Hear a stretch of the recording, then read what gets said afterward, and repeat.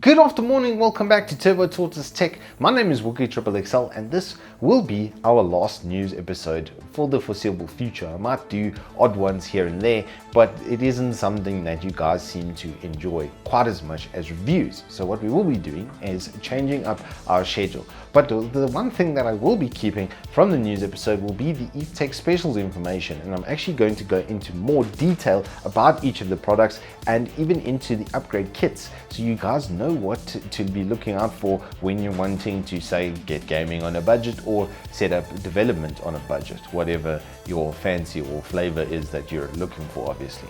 So without further ado, I'm going to give it the good old college trial with this sort of first run, and if you guys like it, please, any feedback in the comments is always appreciated.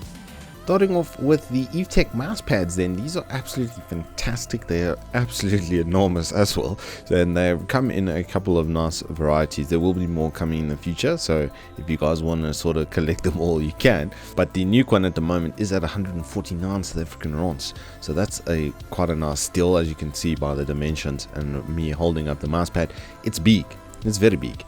From there we move on to Marvo's blue switch keyboard. Blue switches are clacky, so they will go click click every time you go in and out. There should be a tactile feedback from both directions, but a full mechanical keyboard with RGB backlighting for a whole $300 is pretty cool.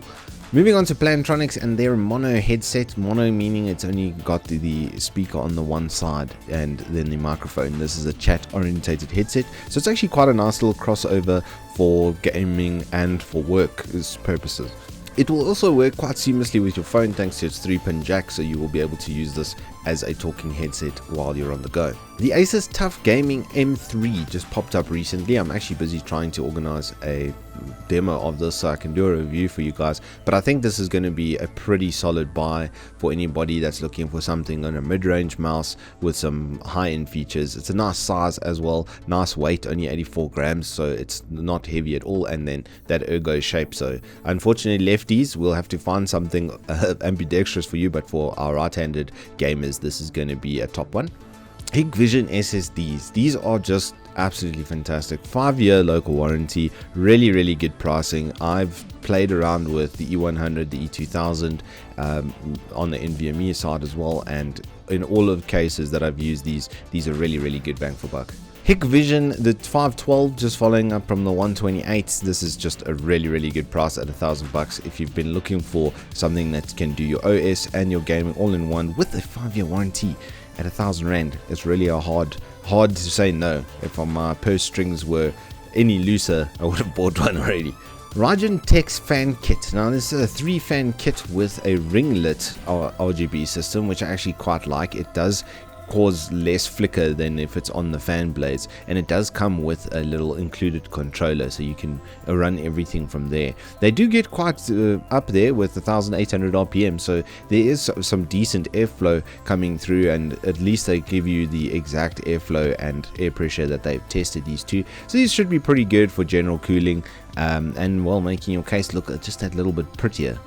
Checking out Logitech's controllers, I mean, what to say about Logitech and the F710. This has been around, like, it makes me feel young when I look at this controller. It's the classic PlayStation layout, obviously with the proprietary naming conventions. It's got trigger buttons on it as well, so this is a nice little all-in-one for the PC. Gamdias Kits. Now this little 3-in-1 kit, 3-in-1 being the mousepad, the mouse and the keyboard, is a really nice setup with the blue tactile switches once again, so they will have a nice clicky vibe to them. I have actually used this ASUS mouse. It is quite large, which is quite nice, so if you've got a bigger hand then you'll still be quite comfortable, and it's only 105 grams as well. A slower polling rate than the top end ones and a lower DPI, so this is more of a casual gaming setup, but for $650 you'll be hard pressed to find better value than this. The Logitech MX518, pretty much the quintessential bread and butter ergo mouse. It is the original, the Genesis mouse. They have brought it back with the Hero 16K gaming sensor, which is absolutely fantastic, and it is, well, still one of the best gaming mouses ever made.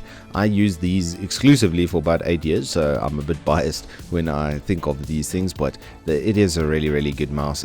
The glorious Model O, which is now my current mouse, also at the same price. This is more of a ambidextrous shape, so lefties, you're in luck here. You can get one of the best gaming mouses ever made for a whole 899 South African rands. The glorious Model D, which is more of an ergo type of shape, following on from the Razer Mamba kind of styling. I have used these. I do find them a little bit front heavy, as most of the sensor stuff sits in front here, but if that's not a worry for you, with it only weighing sub 70 grams and actually being quite long, 128 mils as well, it's really good quality, really good value for money. Antec 700 watt for 1,000 rand is also really nice. Little VP V700p plus. It does have the 80 plus certification on it, so it's 85% efficient, which is perfectly fine for running most systems, to be honest. Even up to, like, I would say 10700K 3900X with a beefy-ish GPU, you would be able to get away with this and still have quite a lot of headroom. And then it does come with a 3-year warranty. Hikvision NVMEs, I am running the 500 gig. I do have a review on it, and I will be checking out their 2TB in the near future. But these E2000 series are really good bang for buck. They're very hard to beat, especially with a 10-year warranty. The Gamdias Athena 2, I really like this case because it has a full mesh front panel, so you don't have to worry about airflow issues or having a lack of airflow through your case. My current case, I've actually drilled holes in the front of it because of that being an issue, which I'll flash a little picture for you over here. But the Athena, you will have none of those issues. It does come as well with 3 120mm fans, so you'll be able to control that from the included controller or from your motherboard. Dell monitors. Now, Dell monitors are driving really hard bargains these days, this 22-inch being literally the best or the cheapest way you can get a 1080p monitor. And on 22 inches, the pixel density on this is really good. It is 250 nits brightness, or CDM squared, so it's not the brightest monitor ever. So, but if you're using it indoors, which I assume you would be, unless your mom tells you to take it and go play outside, it should be fine. The MSI 1650 Ventus 4 gig OC card for a whole 3,000 rand. This is a really good budget 1080p card. It is going to be able to play almost anything at max on 1080p with about 50 to 60 frames, so it should be perfectly fine for entry-level builds, or if you're looking to do an upgrade from a really old GPU to something a bit newer and a bit more sort of mainstream, then this is a good option. It does have DVI, HDMI and a DisplayPort, so you'll be able to connect it to any of the older monitors as well. The Dell 27-inch Full HD is the cheapest Full HD. Once again, it does come with IPS, flicker-free and radiant sync technology, which is a bargain at 3,000 rand, and it does look quite elegant. Nice borderless design, nice neck, no real adjustability on that, but 75Hz refresh rate with the FreeSync is going to be quite nice, and then a 300 nits brightness, so if you go to that, you'll start to get some retinal scarring, I think. Now, this little bundle I spotted when I was scrolling through is really nice for people looking for a budget gaming PC based platform to run off of. The B360M-K has sort of big boy features with an isolated sound card and good USB setup, nice LAN port setup and that sort of stuff. Dual channel memory support. Obviously, there is only one 16 gig in this kit, so you can upgrade to another 16 gig RAM for 850 rand, which is pretty cool. I probably wouldn't suggest the 64 gig unless you're doing 4K video editing, in which case you probably want something a bit beefier than a 4-core i3. But this little 4-core i3 I've actually built with and put it in a mate system, literally with this exact motherboard, and the overall performance that I got with it with my old R9 390 was pretty damn good. So for 3,700 rand, this makes a really good entry level setup for the gamers. The Ryzen 5 1600 kit is going to be a little bit more expensive, but it is going to then angle itself towards people that want to do some development. 32 gigs of RAM with a 6-core will go down very well, especially if you're going to do some video editing, high-end video editing, running 4K video and that sort of stuff. This will actually handle pretty damn well, especially if you pair it up with a nice like 1660 or something to that effect. This would be also a really good base to go with.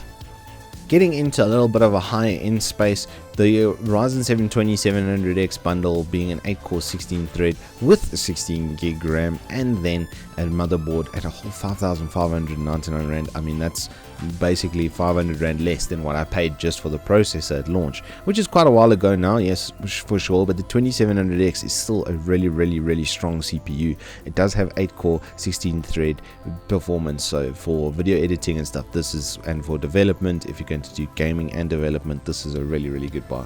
Lastly, finishing off with a high-end GPU that is coming through at a really good price, the 5700 XTOC edition from ASUS with their tough branding on it. It is a 3-fan setup, so it is going to be quite well cooled, and these graphics cards are really good bang for buck. This is basically a 2070 equivalent, not quite a super equivalent, but a 2070 for sure.